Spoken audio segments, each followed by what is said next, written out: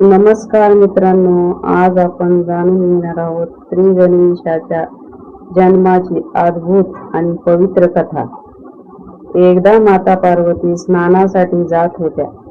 त्यांनी आपल्या अंगावरील उठण्याच्या लेपापासून एक सुंदर बालकाची निर्मिती केली आणि त्यात प्राण फुंकले. त्या बालकाला त्यांनी सांगितले, मी स्नान करून येईपर्यंत कोणालाही आतमध्ये येऊ देऊ नकोस. थोड्याच वेळात भगवान शंकर कैलासावर आले.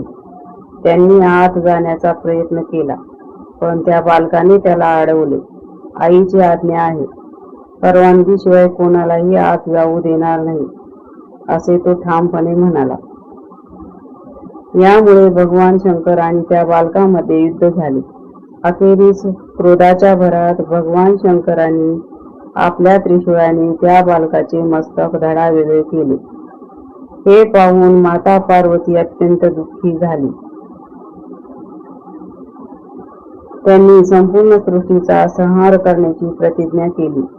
देवतांनी भगवान शंकरांना विनंती केली, त्या बालकाला पुन्हा जीवनदान द्यावे. भगवान शंकरांनी आपल्या गणांना उत्तर दिशेला जाऊन प्रथम दिसणाऱ्या प्राण्याचे मस्तक आणण्याची आज्ञा दिली. त्यांना एका हत्तीचे मस्तक मिळाले. ते बालकाच्या धडाला जोडण्यात आले आणि त्याला पुन्हा प्राण मिळाले. भगवान शंकरांनी त्याला आशीर्वाद देत म्हटले, आजपासून तू गणाचा अधिपती गणपती म्हणून ओळखला जाशील. कोणतेही शुभ कार्य तुझ्या पूजनाशिवाय सुरू होणार नाही.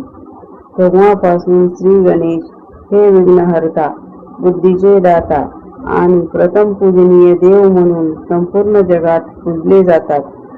गणपती बाप्पा मोरया, मंगलमूर्ती मोरया.